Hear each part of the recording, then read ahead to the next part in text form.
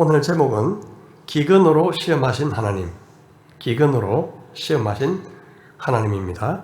우리 창세기 12장부터 한 절씩 읽고 마지막 절 같이 읽도록 하겠습니다. 돌아가면서 한 절씩 읽겠습니다. 그 땅에 기근이 들었으므로 아브라함이 애굽에 거류하려고 거리로 내려갔으니 이는 그 땅에 기근이 심하였음이라.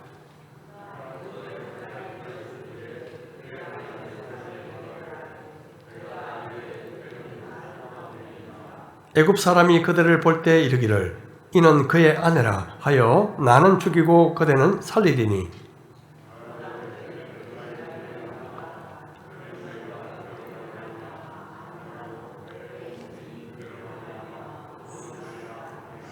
아브라함이 애굽에 이르렀을 때에 애굽 사람들이 그 여인이 심히 아리따움을 보았고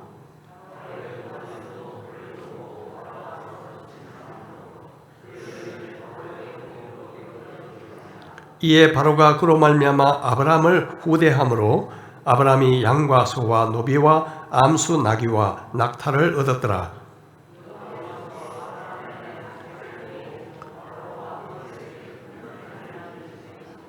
바로가 아브라함을 불러서 이르되 내가 어찌하여 나에게 이렇게 행하였느냐? 내가 어찌하여 그를 내 아내라고 내게 말하지 아니하였느냐?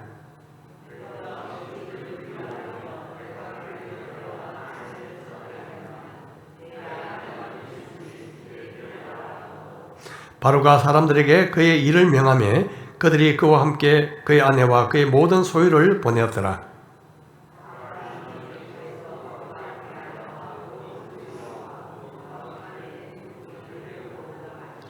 아브라함에게 가축과 은과 금이 풍부하였더라.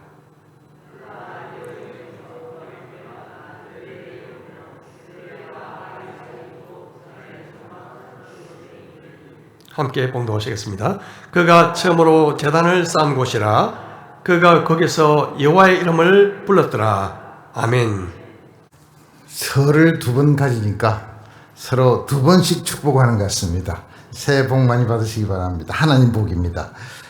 잠깐 같이 기도하시고 오늘 예배하겠습니다. 우리 하나님 감사합니다. 언제나 부르시는 하나님 앞에서 우리는 또 감사와 감격으로 주를 뵙습니다. 주의 말씀을 대합니다. 주께서 함께 하시고 우리 모두 주의 마음 안으로 주의 심정 안으로 같이 들어가서 주를 뵙는 귀한 은혜의 시간이 되기를 소망합니다. 맡겨오며 예수님 이름으로 기도했습니다. 아멘. 우리 여긴 대부분이 믿고 오신 분입니다. 하나님을 믿었다고 했을 때에 믿는 것도 순간이고 믿고 나서 나중에 천국 가는 것도 순간입니다. 그리고 우리가 어쩔 수 없는 부분입니다. 천국도 내가 무슨 애를 써서 들어가는 곳이 아닙니다. 한번 믿으면 영원한 천국입니다. 그런데 문제는 태어나서 어느 날 살다가 예수를 믿고 바로 천국 가는 것이 아니기 때문에 그 사이에 이 땅에서 사는 일에 대해서는 그렇게 간단하지가 않습니다. 믿었는데 믿었던 것과는 처음 믿을 때의 생각과는 상당히 다른 현실이 우리 인생입니다. 절대로 쉽지가 않고 믿은 것만큼 쉽지도 않고 천국 가는 것만큼 쉽지도 않고 이 땅에는 안 믿는 자와 방불하는 어려움과 고통과 눈물과 죽음과 슬픔들이 우리 주위를 둘러싸고 있고 우리 자신만 봐도 믿으면 어쩌면 천사가 될 것 같은 착각이 잠깐 있다가도 금세 말도 아니라는 것을 발견하는 이 비극적인 현실들에 우리는 마주합니다. 오늘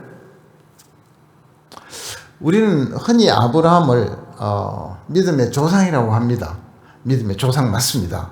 맞는데 조상에 여러 가지 뜻이 있습니다. 아주 훌륭하게 믿은 그 믿음을 본을 보인다는 뜻에서 조상일 수도 있고 가장 먼저 믿었다는 뜻에서 조상일 수도 있고 또 하나는 우리가 가장 근심하는 못난 모습을 다 갖춘 본복이라는 뜻에서 조상일 수도 있습니다.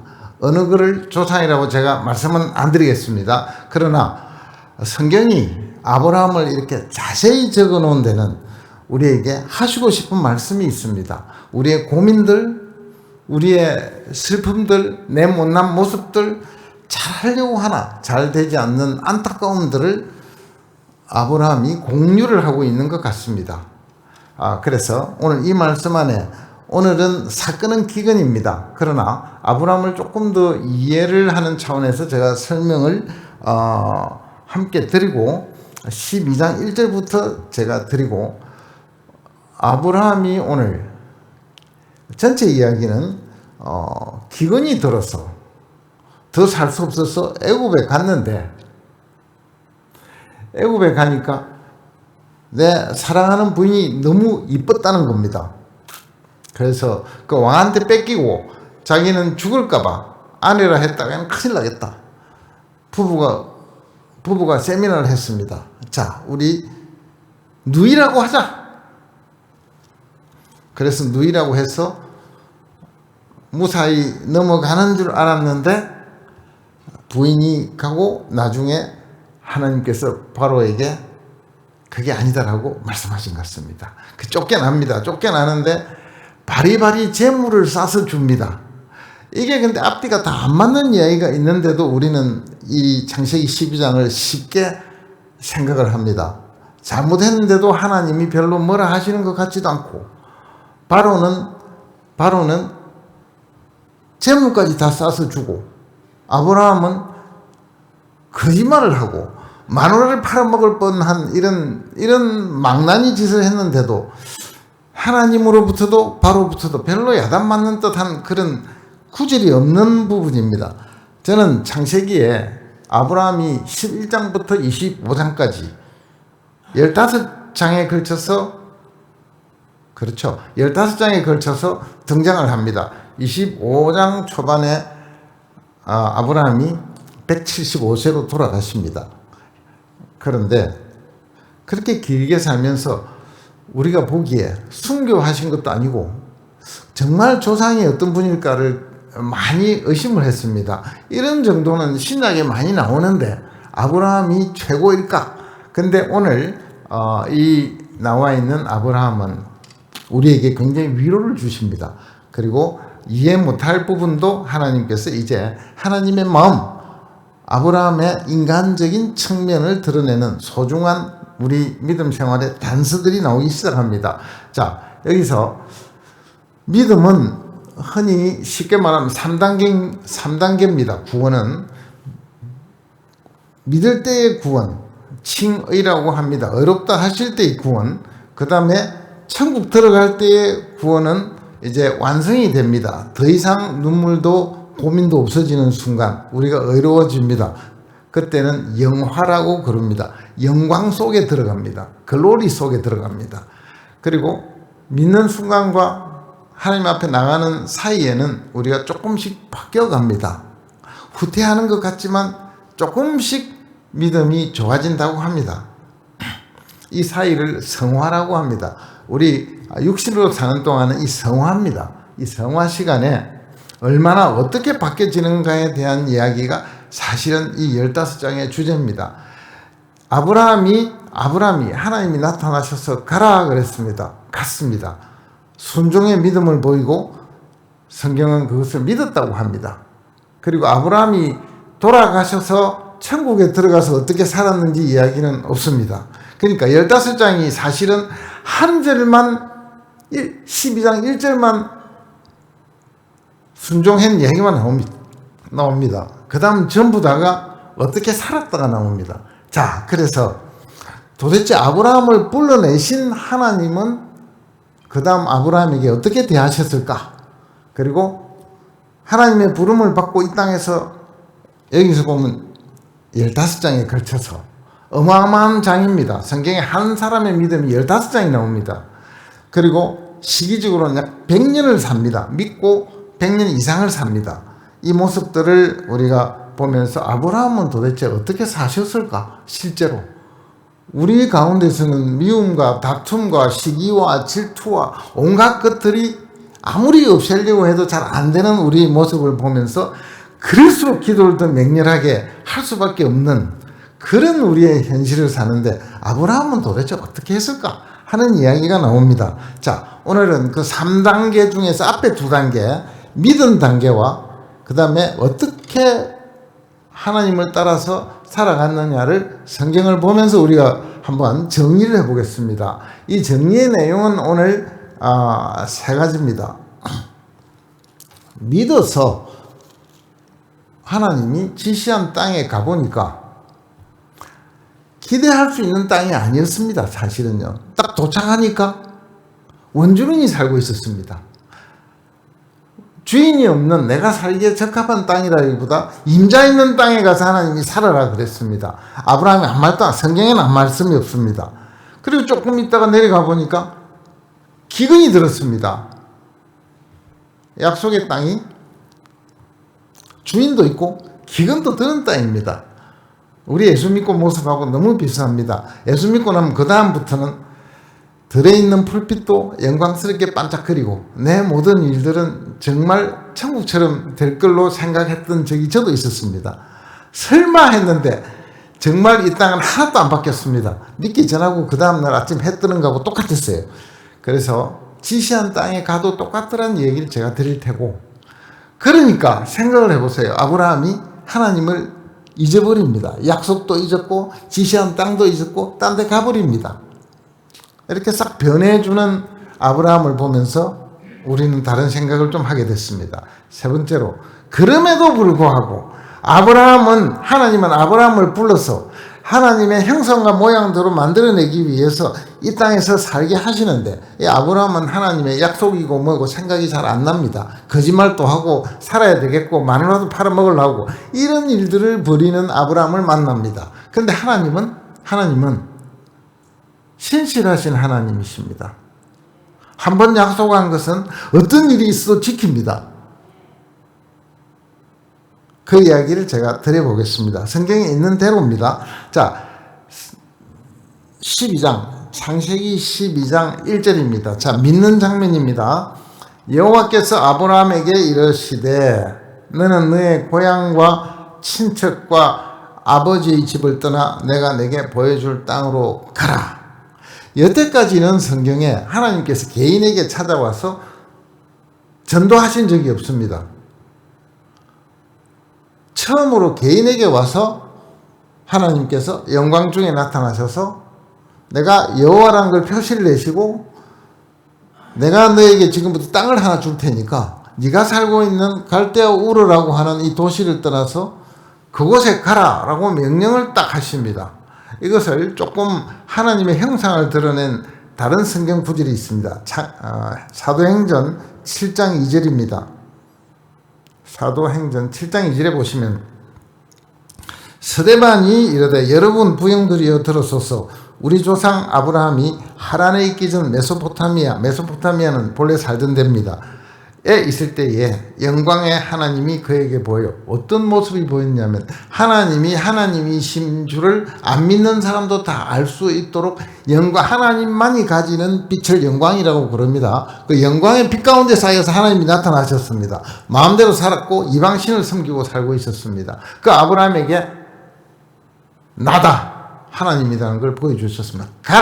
가서 여기서 살아라. 근데 떠나면 내가 어디라고 가르쳐줄게 해가지고 하란이라는 곳을 거쳐서 여기 가나안 땅에 들어온 장면입니다. 보여줄 땅으로 가라. 하나님은 명령하셨습니다. 그런데 내보낼 때에 그냥 가서 살아라 하신 게 아니고 하나님은 우리를 구원하실 때에 반드시 천국이라는 것을 약속을 하셨듯이 아브라함에게는 그 당시에 눈에 보이는 천국은 가나안이었습니다. 하나님께서 가나안인데 무슨 복을 주시느냐 하면은 그냥 여기 잘 사는데 더 낯선 땅에 가서 고생하고 살아라가 아니라 하나님은 최고이십니다. 하나님은 복 주시려고 불렀단 말이에요. 아브라함에게는 떠나야 될, 그리고 떠나면 좋겠다고 하는 필연적인 복을 선물로 주십니다. 2절과 3절입니다. 내가 너로 큰 민족을 이루고 내게 복을 주어 내 이름을 창대케 하리니 너는 복이 될지라. 이게 큰 민족을 이루려면 자식을 낳아야 되는데 아브라함이 여태까지 자식이 없습니다. 무자했습니다. 그래서 그 당시에 무자한 것은 요즘 일부러도 없지만 그 당시에는 자식이 없으면 죽음이었습니다. 애가 없는 집에 애 하나만 줘도 감사할 텐데 민족을 이룬답니다. 이 큰 복을 보따리채로 그냥 주겠다. 많이 낳을 것이다. 그 다음에 그렇게 아이만 많이 낳는 게 아니라 이를 복을 주어서 장대케 하겠다. 크게 번성케 하겠다. 너는 뿐만 아니라 너로부터 낳는 모든 자식이 너 때문에 복을 받을 것이다. 이런 복을 줍니다. 3절. 너를 축복하는 자에게는 내가 복을 내리고 너를 저주하는 자에게는 내가 저주하리니 모든 사람이 너를 도우는 자는 그자도 복을 받을 것이고 만약에 너를 해치고 저주하는 자는 그자도 저주를 내가 내리겠다. 하나님께서 따라다니면서 너를 지키고 끝까지 내 약속을 지키겠다라고 말씀. 이게 약속입니다. 이게 약속입니다.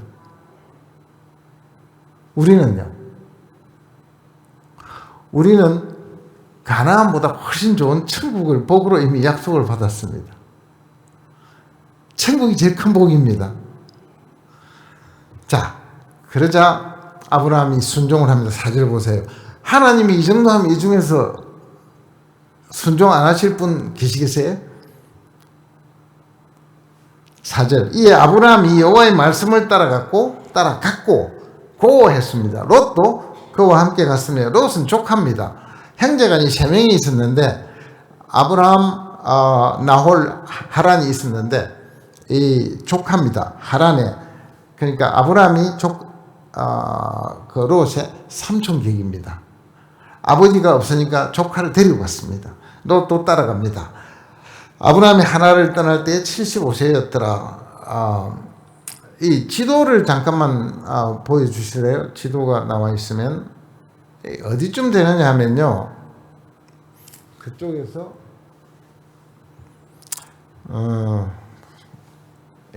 오른쪽, 저 오른쪽을 보시면 그 우리가 잘 알고 있는 이락이라고 하는 나라, 이락의 가운데 강이 2개가 흐릅니다. 그 밑에가 유프라테스 강인데 그 유프라테스 강 하구 쪽으로 오른쪽으로 가보시면은 우르라고 하는 조그만 점이 하나가 있습니다. 그렇죠? 이게 우르가 도시이자 도시라는 뜻입니다. 여기에 살고 있었습니다. 강가에 살았기 때문에 굉장히 부유한 모든 것이 편한 도시였고 거기서 강 2개가 합쳐져서 페르시아만으로 흘러 들어가는데 강 2개가 합쳐져서 생긴 삼각지에는 우리가 잘 알고 있는 쿠웨이트라고 하는 나라가 현재 있습니다. 그곳에 사셨습니다. 살았는데 거기서 이제 가라 하니까 저 위에 하란이 보이시죠? 왼쪽 한 30도 위로 하란이 있습니다. 얼마쯤 뭐냐 하면 약 1000km쯤 됩니다. 1000km. 여기서 신의주를 넘어서 만주로 가는 길쯤이 1000km입니다. 여기서 평양까지 한 900km쯤 되죠. 그래서 쭉 부산서 만주 올라가는 데쯤 됩니다. 그렇게 멀리 가서 거기서 한참을 살다가 아버지가 돌아가시자 이제 거기서 남서쪽으로 남서쪽이죠. 45도 왼쪽으로 내려오는 데가 그곳이 가나안 지역입니다. 가나안 지역 왼쪽으로 지중해를 하고 오른쪽으로 사해와 디베라 바다를 끼고 있는 사각지대입니다. 거기서 들어와서 지금 거기 보시면 처음 들른 데가 세겜이라는 데고 세겜 도시 보이죠? 세겜 있고 그 다음에 제사를 지내고 자리를 잡은 데가 베델과 아이라는 데입니다. 나중에 오늘 돌아와서 자리를 잡은 데가 헤브론이라는 데로 나중에 다시 오지만은 거기서 이제 왼쪽으로 보시면 보시면 나일강이 있습니다. 나일강은 에집트입니다. 애굽이죠. 거기까지 가서 기근이 나자 거기까지 가서 있다가 바로한테 쫓겨서 올라옵니다. 그 중간에 있는 지역이 어디냐면 네게브라고 하는 사막, 오늘 마지막에 등장합니다. 사막으로 내려갔습니다. 자, 지도는 이제 제가 거기까지 하고 보시면 5절에 보시면 그래서 떠났는데 갔죠.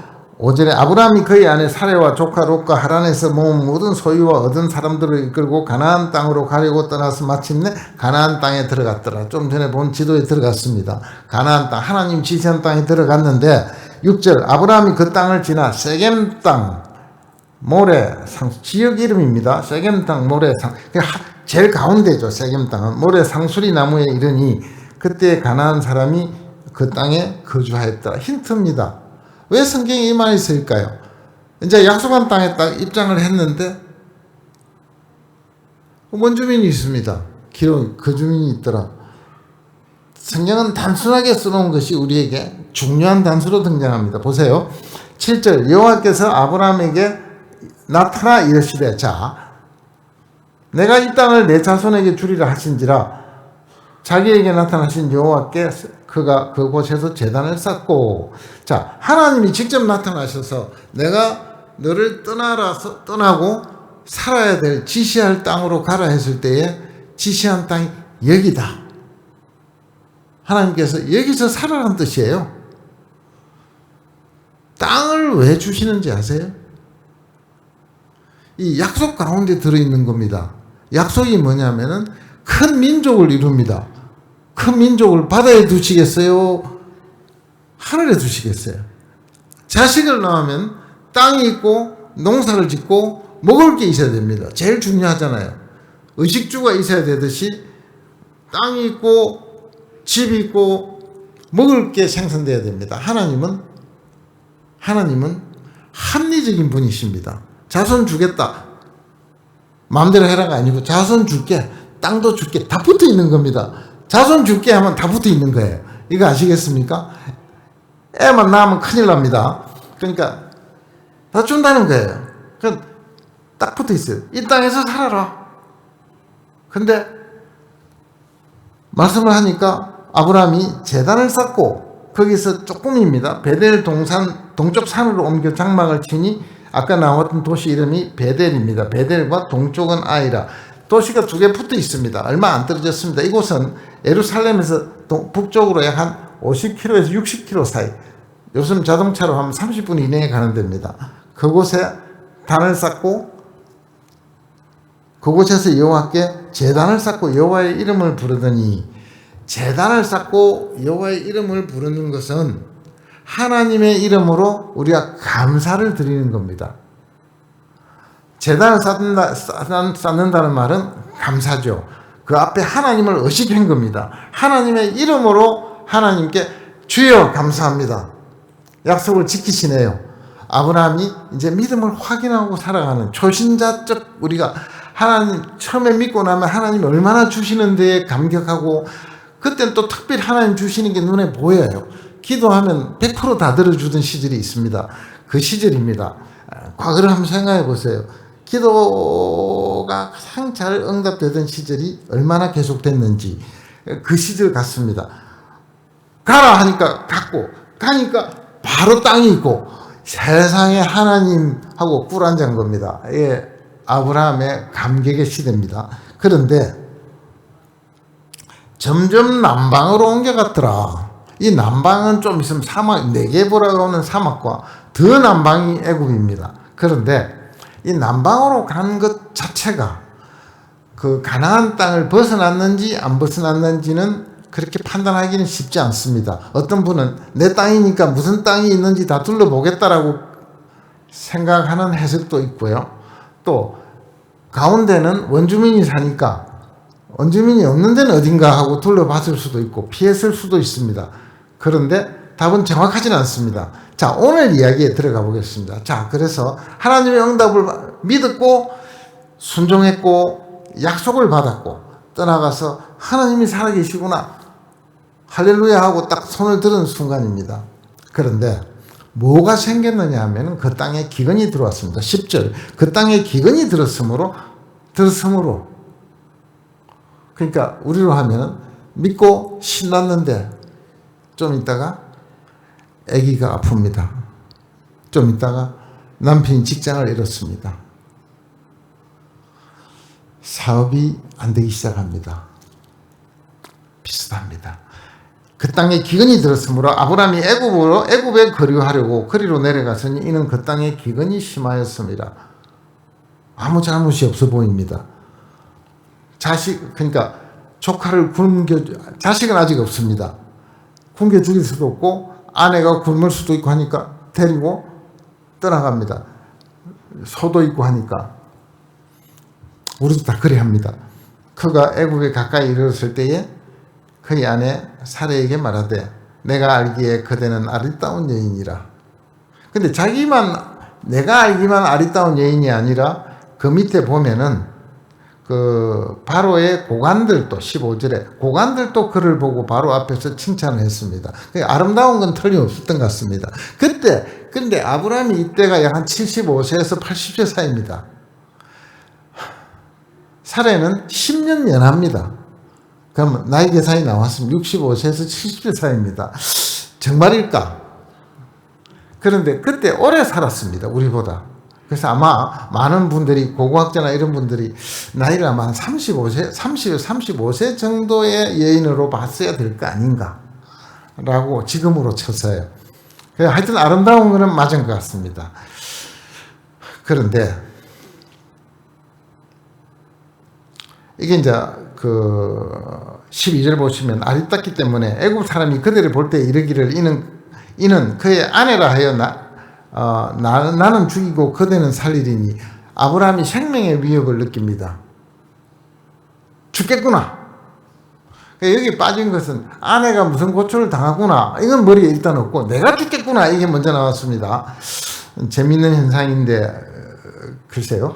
13절 따라서 원컨대 해라 소리는 안 했어요. 아브라함도 명령은 한 건 아니고 아내건데 내가 원하건대 부탁하건대 그대는 나의 누이라 하라. 그러면 내가 그대로 말미암아 안전하고 오빠니까 이제 저 사람들이 내한테 선물도 할 것이고 오히려 잘 대하지 않겠는가, 생명도 살지 않겠는가, 이 아이디어입니다. 내가 그대로 말미암아 안전하고 내 목숨이 그대로 말미암아 보존되리라 하니라. 아브라함이 애굽에 이르렀을 때 애굽 사람들이 그 여인이 심히 아름다움을 보았고 사실입니다. 바로의 고관들도 그를 보고 바로 앞에 칭찬하므로 그 여인을 바로의 궁으로 이끌어 들인지라.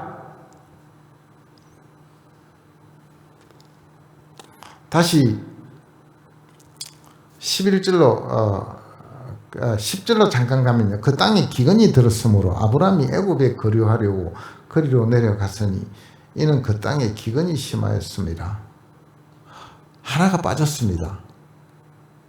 사실 지금 애굽으로 내려갔고 애굽으로 내려가니까 살아야 되겠고 살려고 하니까 거짓말을 하게 되고 하는 이제 점점 미궁에 들어가기 시작했는데 핵심은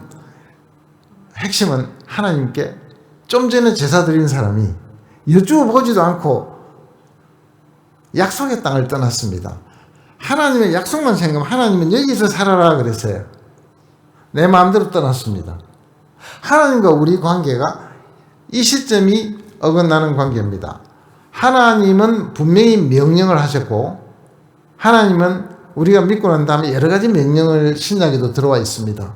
그런데 하나님의 명령은 안 지키면서 하나님의 약속은 누린다는 것은 맞지가 않습니다. 앞에는 땅을 주니까 바로 제사를 드렸습니다. 기근이 나오니까 돌아서 가버렸습니다.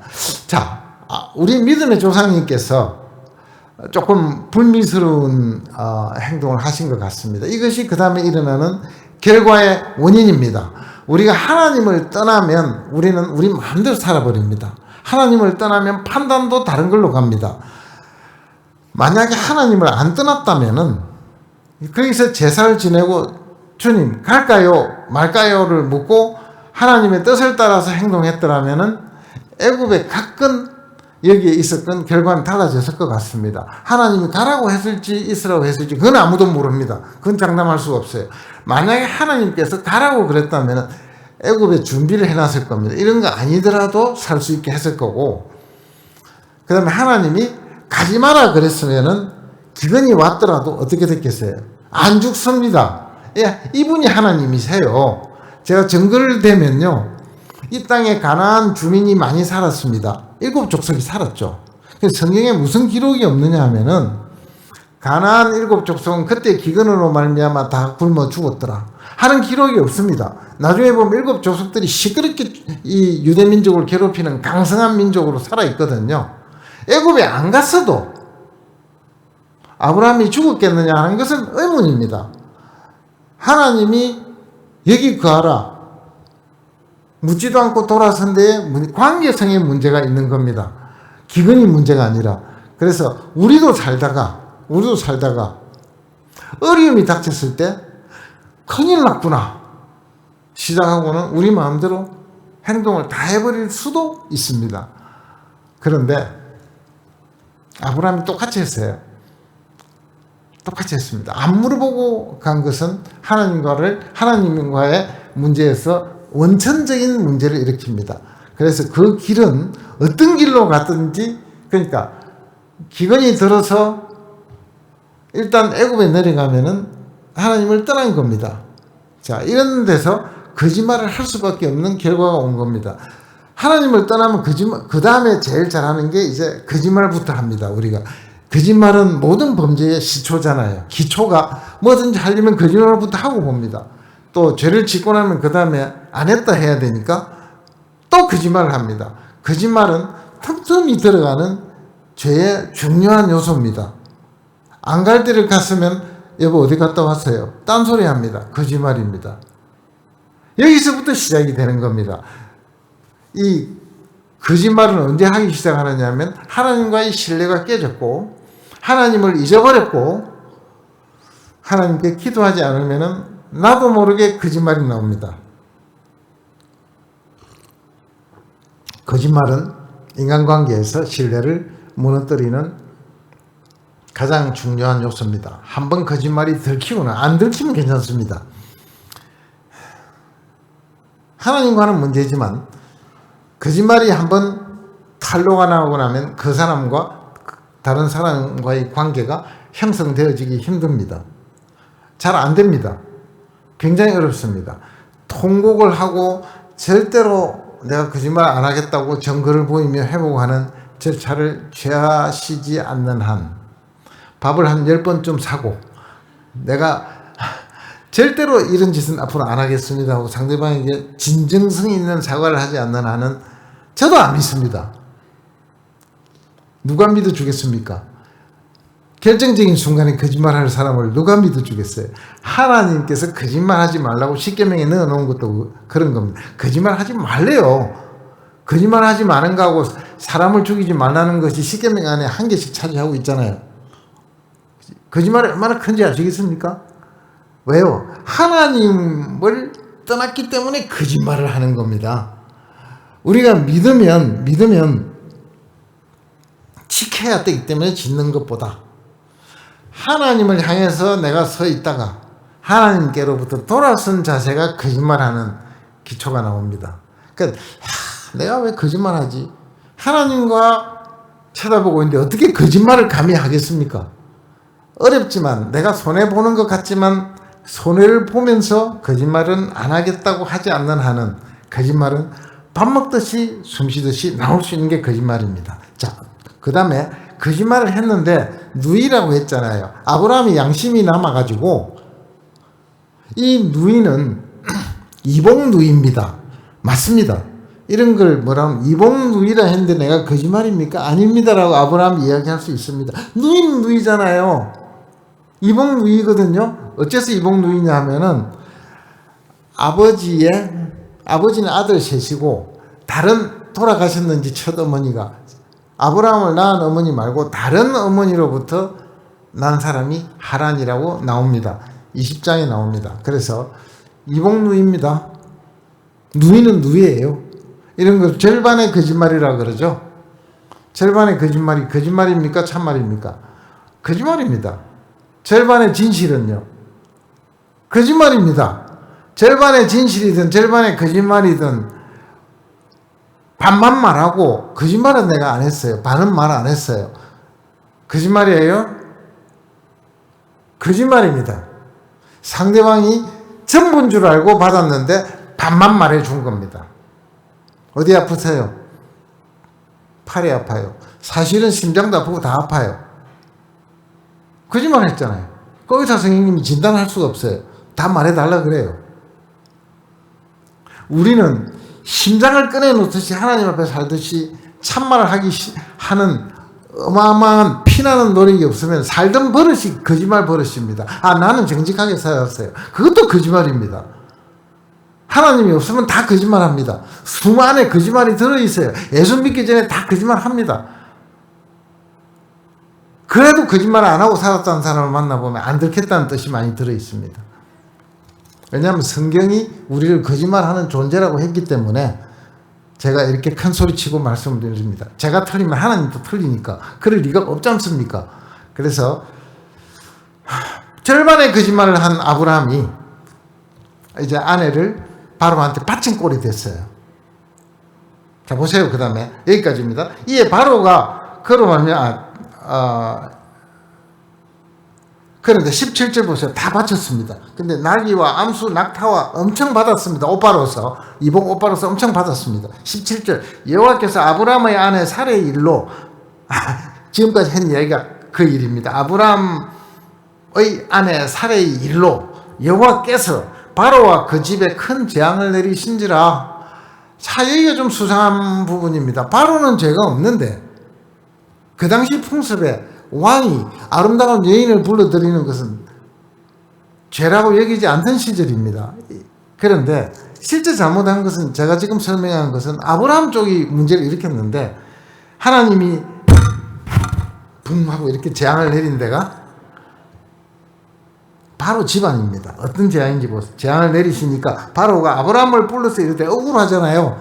그때 한 말이 이겁니다. 내가 어찌하여 나에게 이렇게 행하였느냐? 그러니까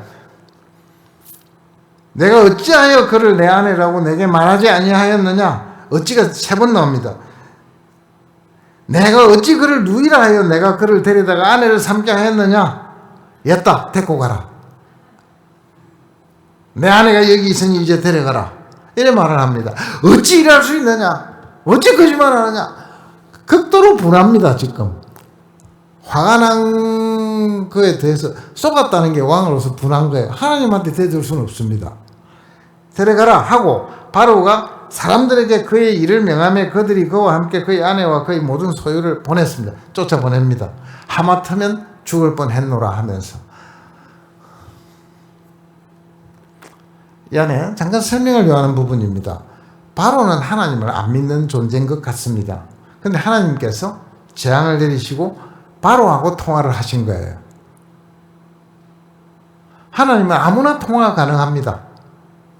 믿는 사람만 이야기하지 않습니다. 20장에 가면요, 아브라함이 또 똑같은 일을 벌립니다. 애굽은 안 가고 그 밑에 아비멜렉 왕한테 가서 또 이런 거짓말을 합니다. 만나기 전에 또 아내에게 또 이야기하고 거의 비슷합니다. 제가 읽지 않겠습니다. 또 이복 누이를 하자. 그때는 하나님께서 아비멜렉의 꿈에 나타나십니다. 다 가르쳐 주십니다. 그래서 또 쫓겨납니다.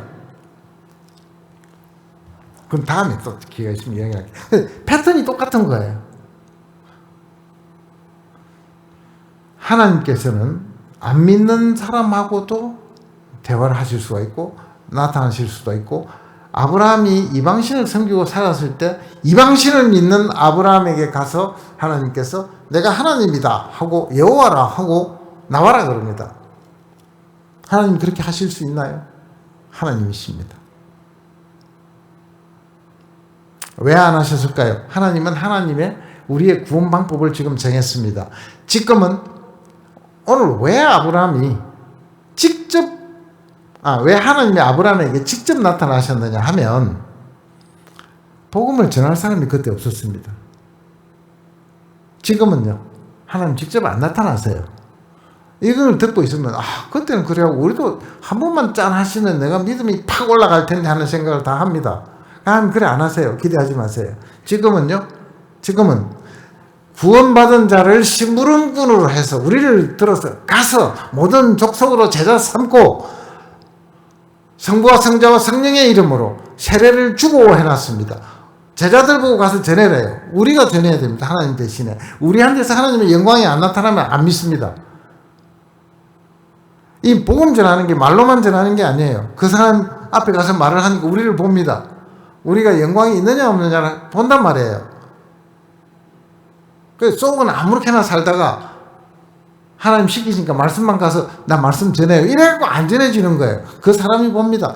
영광의 하나님이 나타나셨듯이 말씀을 전하면 말씀을 통해서 하나님의 영광이 이렇게 사는 게 맞구나. 거룩한 분이구나. 우리가 하나님의 형상과 모양을 따라서 만들어졌구나. 하나님은 이런 우리를 원하시는구나. 내가 믿고 나서 할 일이 복음 전하는 거 말고 또 한 가지 더 있잖아요. 하나님의 형상과 모양대로 회복되는 거예요. 내가 거룩해지는 거예요. 내가 거룩하니 너희도 거룩하라 그랬어요. 신약의 명령은 훨씬 많습니다. 아브라함에는 내가 지시할 땅으로 가는 것만, 우선 이것만 행하면 그 다음에 자식도 주고 땅도 주고, 이 믿음의 조상한테는 시작할 때는 할 수 없이 하나님께서 굉장히 많이 일해 주셨어요. 우리는 서로 사랑하라 하셨죠. 내가 거룩하니 너희도 거룩하라고 하셨죠. 가서 복음 전하라 하셨죠. 우리에게 주신 명령이 되게 많아요. 하면요 다 됩니다. 해라고 그러셨어요. 이거 다 우리의 본능은요 이 육체 안에 거하기 때문에, 예수님을 믿고 이제부터 그렇게 살겠다고 진심으로 고백을 하고 난 다음에도 우리 잘못은 아니에요. 우리 육체 안에 거하는 죄가 우리를 못하도록 발목을 잡고 머리를 잡고 목을 잡고 끌어내리고 있단 말이에요. 이걸 꼭 인식을 해달라는 이야기입니다. 아브라함들이 금세 잊어버리는 걸 보세요. 금세 잊었습니다. 명령을 받은 사람이고 거기서 하나님이 주신다는 땅을 잊어버린 거예요. 그래서 하나님은 그런데 안 잊어버립니다. 세 번째 진실입니다. 아브라함이 애굽에서 그와 그의 아내와 모든 소유와 롯과 함께 네겝으로 올라가, 네겝은 사막입니다. 올라가게 만드는 분이 하나님이시잖아요. 하나님이 여기서 한 가지 짚고 가야 될 게, 아브라함이 하나도 잘못한 게 없는데, 잘한 게 없는데, 미안합니다. 잘한 게 없는데, 아브라함아 너 이러지 말아라 소리를 한 번도 안 했어요. 그죠? 오히려 바로한테 가서 재앙도 내리시고 야단치시고, 아브라함은 잔뜩 줘서 바리바리 싸서 올려보냈어요. 우리도 그러면은 잘못을 안 해도 하나님이 이렇게 후하시게 하면 참 좋겠다. 하나님 그렇게 안 하실까?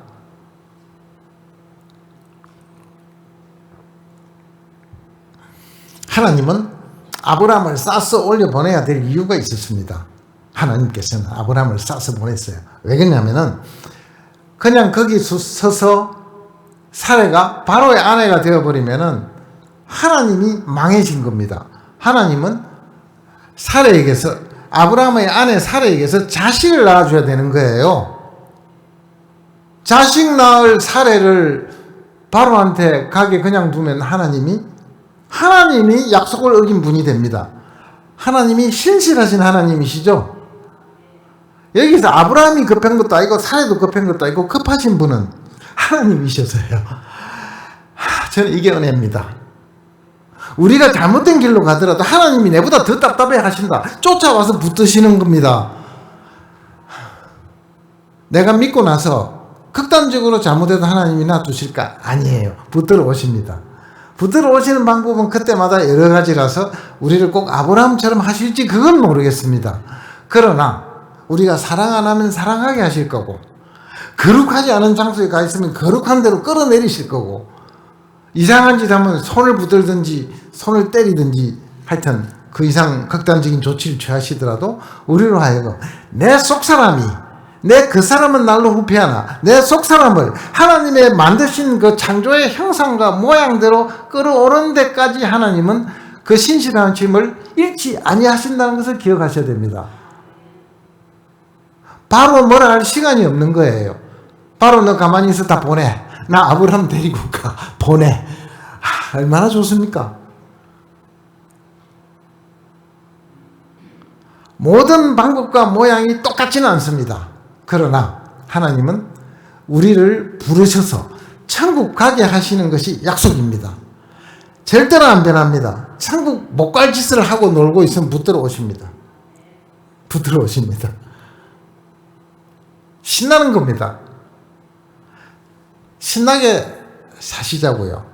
근데 우리를 쳐서 복종시키고 하나님이 원하는 모양으로 이 하나님께 기뻐지게 해드리는 것은 우리의 사명입니다. 이 마음이 안 들었다면은 내가 하나님의 아들일까 딸일까도 생각하셔야 됩니다. 그래도 진정한 아들이고 딸이면 하나님이 해주신 데 대한 감사와 미안함과 다시는 안 그러겠다고 하는 다짐들이 우리한테는 있을 수밖에 없습니다. 내가 진실한 아들인가는 챙기셔야 됩니다. 그러나 한번 아들인 이상은 우리는 영원한 천국 보장된 사람이고, 그래서 신나게 예수 믿고 산다라는 자부심을 가져도 됩니다. 어려워도 어려워도 이거 하나만 난 확실해. 어려울 거야. 내일 또 힘들 거야. 근데 나 천국 가. 왜? 말이 좀 삐딱하지만은 세게 말하다 보니까 그렇습니다. 그래서 오늘 마치는 말은 이겁니다. 우리가 이런 그 어려움은 하나님께서 기근도 거둘 수가 있었고 딴 사람도 다 제거할 수가 있었습니다. 애굽에 내려가도 잔치상을 벌려놓고 그냥 대접을 받을 수도 있었습니다. 하나님이 하신다면. 바로에게 애굽 왕이 바로에게 내 손님이 오시니까 잘 대접해라. 한 말씀 하셨으면 대접하셨을 거예요. 그런데 하나님은 허락하셨다고 이걸 이렇게 이야기합니다. 여기에 나오는 시험이라는 말은 테스트입니다. 학기말 시험입니다. 학년말 시험입니다. 그다음 공부한 거 믿었지, 약속 줬지, 다 받지, 제사 지냈지, 감사하지. 실력이 늘었을까? 기근 한번 보냈는데 낙방했습니다. 점수가 형편없습니다. 자, 근데 이런 걸 하면서 아브라함은 실력이 붙어가고 근육이 생기기 시작합니다. 13장 중간에 가면 롯과 이래서 이깁니다. 재물에 더 이상 왕창 받아간 아브라함은 더 이상 재물 가지고 조카를 시험에 들게 하지 않습니다. 비옥한 땅을 줍니다. 좌하면 우하고 우하면 좌하겠다. 네가 마음대로 하라. 우리 같아도 숨이 막힐 듯한 믿음의 모습을 당장에 그 다음 장에 보입니다. 왜요? 하나님께서 하나님으로부터 대접을 받은 아브라함은 쏙이 바뀌었습니다. 최소한 쏙이 바뀌었습니다. 이러면서 아브라함은 자라갑니다. 우리의 믿음도 아마 이렇게 자라가지 않을까 하는 생각이 듭니다. 우리가 하나님께 너희 중에 누구가 지혜가 부족하거든 모든 사람에게 후히 주시고 꾸짖지 아니하시는 하나님께 구하라. 그리하면 주시리라. 지혜를 구하면서 아브라함께 하셨던 바로 그 하나님은 지금 우리의 하나님이신 것을 믿으시기 바랍니다. 똑같습니다. 하나도 안 바뀌었습니다. 음력 새해는 지난 한 달은 조금 그랬지만 새해는 또 이 결심을 한번 새로 하면서 아브라함을 축복하신 바로 그 여호와 하나님, 나를 그 형상과 모양대로 지으신 우리 하나님께 한 번 더 가슴을 열고 마음을 열고 우리 모든 힘을 다해서 한번 살아보는 해가 되었으면 합니다. 잠깐 기도하시죠. 네, 같이 기도하시겠습니다.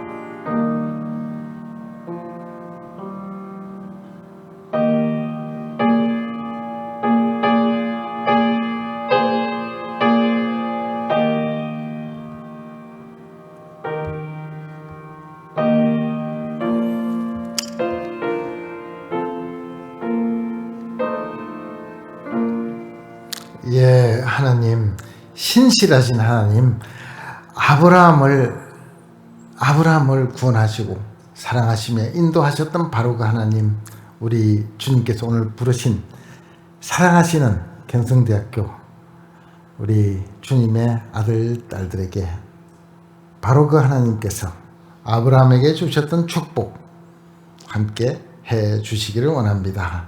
주님을 뵙습니다. 열심히 살 수 있도록 지켜주시기를 원합니다.